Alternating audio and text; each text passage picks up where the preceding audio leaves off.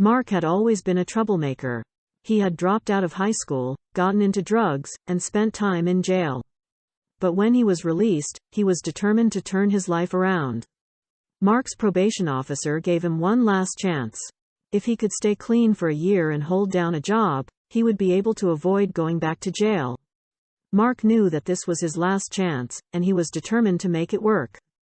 He started attending support groups, found a job at a local restaurant, and even started taking night classes to earn his GED.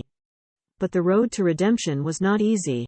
Mark had to deal with old friends who tried to lure him back into his old ways, and he struggled with the guilt and shame of his past mistakes. Just as he was about to give up, Mark met Sarah. She was a kind and supportive woman who believed in him, even when he didn't believe in himself.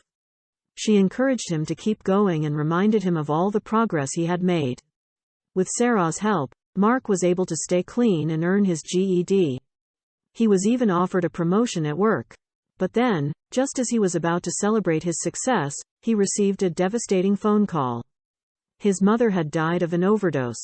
Mark was heartbroken and overwhelmed with grief. He felt like all of his progress had been for nothing.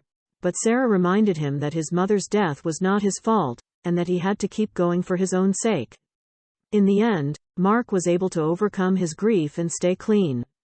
He realized that he had been given a second chance at life, and he wasn't going to waste it. With Sarah by his side, he was able to build a new life for himself, one that was free from the mistakes and troubles of his past.